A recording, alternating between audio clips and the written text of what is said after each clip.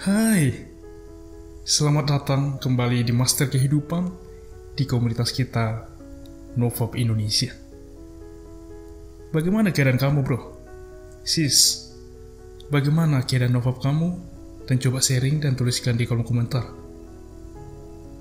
Bagaimana Novop ini, semen retention, atau program apapun yang kamu lakukan untuk menghindari dari lingkaran PMO. Bagaimana efeknya saat ini? Apa yang kamu rasakan? Sehingga dengan sharing kamu akan membuka niat yang lain untuk join, untuk mau melakukan program ini. Di kesempatan ini, saya akan bercerita tentang stoicism atau stoisikisme. Mungkin bagi kawan-kawan yang pernah membaca filosofi teras, tidak asing lagi dengan istilah ini, bukan? Saat ini memang saya belum selesai membaca bukunya, tapi saya dalam tahap membaca bukunya, kawan-kawan. Dan di sini saya akan menjelaskan sedikit dan bercerita bagaimana stoicism, prinsip stoik, membantu saya di dalam keseharian saya, di dalam kehidupan saya. Dan ini juga memunculkan kebahagiaan dan juga ketidakpedulian terhadap hal-hal yang tidak penting untuk saya pedulikan. Jadi di sini saya akan berbagi tentang stoicism. Bagi yang sudah tahu mungkin istilah ini, silahkan tidak usah melanjutkan. Tetapi bagi yang penasaran, langsung kita bahas, check it out.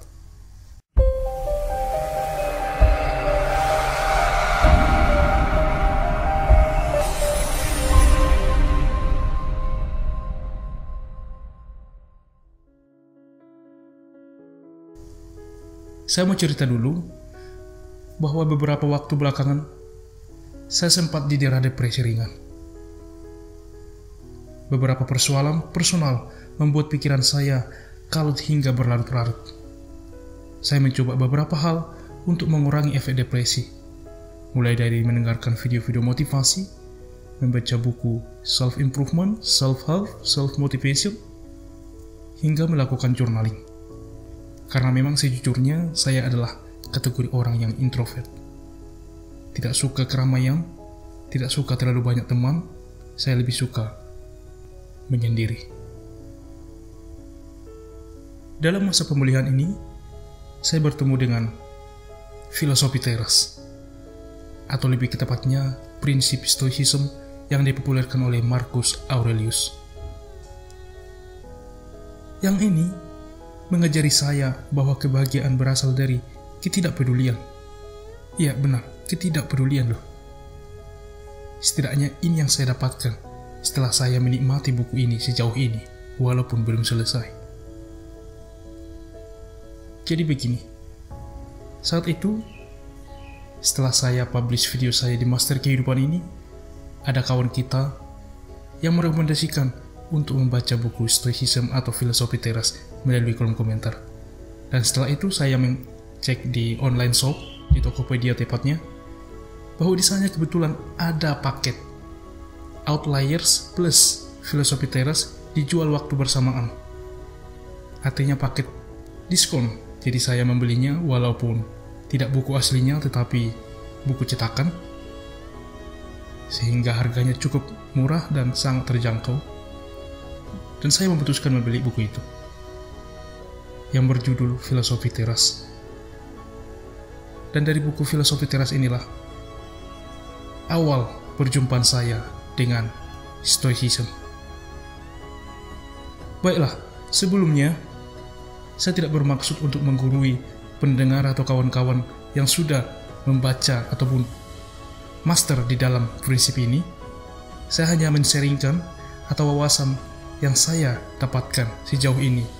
Menurut saya masih pas-pasan, tetapi semoga bermanfaat untuk kita semuanya.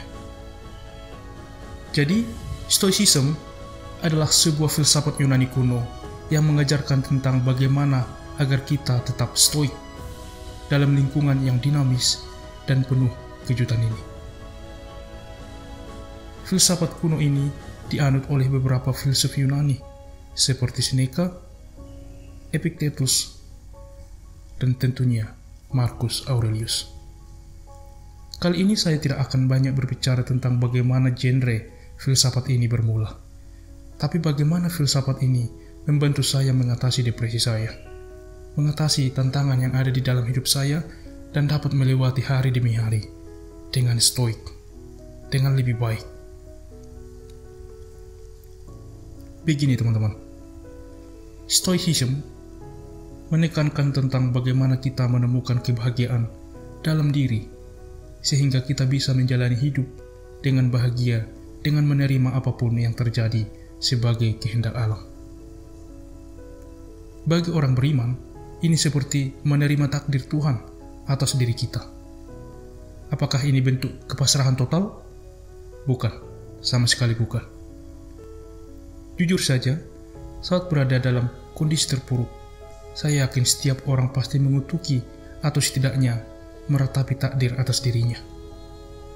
Saya juga mengalaminya, dan saat itu saya mulai berpikir lagi mengenai konsep takdir itu sendiri. Hingga akhirnya dengan sedikit membaca Stoicism ini, filosofi teras ini, perkara takdir ini pun sedikit tercerahkan. Inti dari Stoicism adalah dikotomi kendali. Jadi dalam hidup ini kawan-kawan, ada hal-hal yang berada di bawah kendali kita, ada juga yang di luar kendali kita. Sederhana memang, tapi prakteknya tidak sesederhana itu. Artinya komplikatif kawan-kawan. Dengan memahami pembagian kendali ini, kita akan mencapai kebahagiaan dalam diri. Bagaimana hal itu terjadi? Ketidakbahagiaan adalah manifestasi dari emosi negatif yang bersifat destruktif yang berasal dari penolakan terhadap kehendak alam. Misalkan ketika kita mengalami hal yang menurut kita buruk, maka kita pasti merasa sedih, kecewa, dan marah.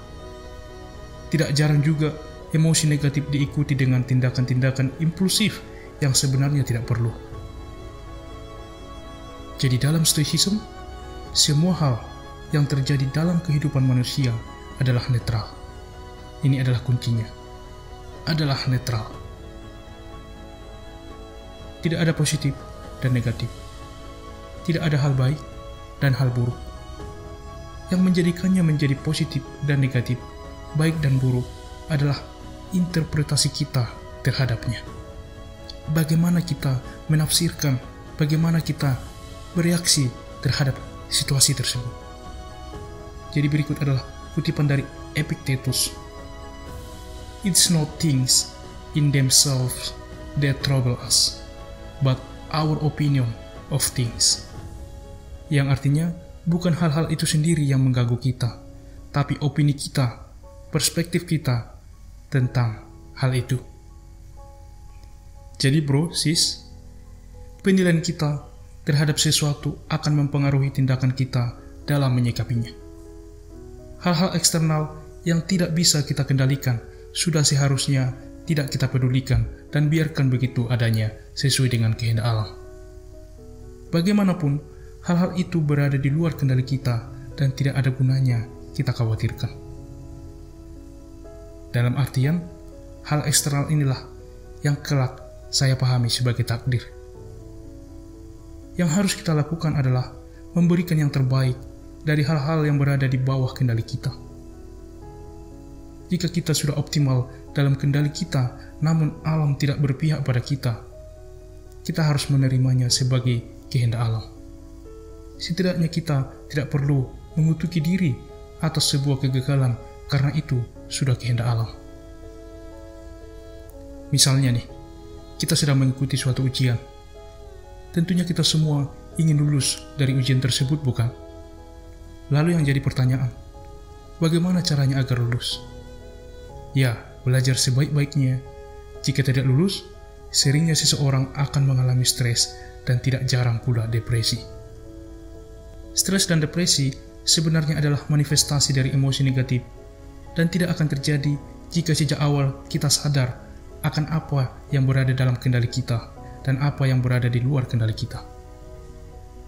Nah, mari fokus pada hal-hal di bawah kendali kita, apa yang bisa kita kontrol, apa yang bisa kita kerjakan.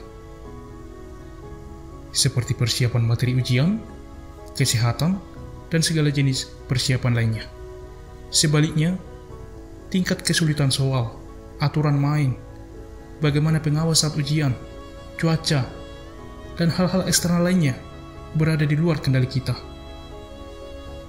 Bagaimanapun, kita tidak bisa mengendalikan tingkat kesulitan soal maupun bagaimana pengawas dalam mengawasi kita saat ujian. Maupun cuaca, itu adalah di luar kendali kita, entah itu hujan ataupun kemarau. Yang harus kita persiapkan adalah mempersiapkan ujian sebaik-baiknya sehingga apapun yang terjadi besoknya atau di dalam ujian tersebut, kita siap menghadapinya. Jadi hal-hal eksternal inilah yang seharusnya tidak perlu kita pedulikan. Biarkan saja begitu adanya, selaras dengan kehendak alam. Jadi dengan menyadari konsep ini sejak awal, setidaknya kita bisa meminimalisasi rasa kecewa dan berbagai bentuk emosi negatif lainnya saat alam tidak berpihak pada kita. Sepertinya memang sederhana, bukan? Namun mengendalikan interpretasi kita, interpretasi pikiran kita terhadap sesuatu dan menganggap semua hal adalah netral, pada dasarnya sama sekali tidak sederhana. Bagaimanapun manusia memiliki emosi yang kadang kita sendiri tidak terlalu bisa mengendalikannya. Stoicism mengajak kita berpikir untuk mengendalikan segala bentuk emosi negatif. Jadi diibaratkan seperti perumpamaan, emosi kita bagaikan kuda dan pikiran kita adalah penunggangnya. Tanpa pikiran kita, emosi akan liar dan buas, seperti kuda yang berlari liar tanpa penunggang. Penunggang saja tanpa kuda juga sia-sia, tidak bisa melakukan apa-apa. Jadi kombinasi yang harmonis antara keduanya sangat penting untuk bertindak secara rasional. Jadi begitulah sederhananya teman-teman. Sekali lagi, inti dari Stoicism adalah dikotomi kendali. Dengan memahami dikotomi kendali dan menyadari ada hal-hal yang berada di luar kendali kita dan tidak memperdulikannya, kita bisa menerima apa yang terjadi sebagai kehendak alam. Hanya dengan hidup selaras dengan alam, kita bisa bahagia. Karena itu, kita tidak usah terlalu peduli, lakukan saja apa yang bisa kita lakukan saat ini, selebihnya tak perlu dipedulikan. Apalagi bacotan orang atau omongan orang terhadap apa yang kita lakukan. Focus on our purpose, focus on your purpose, bro. Sis, do the best today and let God do the rest. Dan semoga prinsip ini, filosofi ini, yang sederhana ini bermanfaat untuk kita semuanya, dan mohon maaf apabila penjelasan saya tentang filsuf ini masih kurang bagus.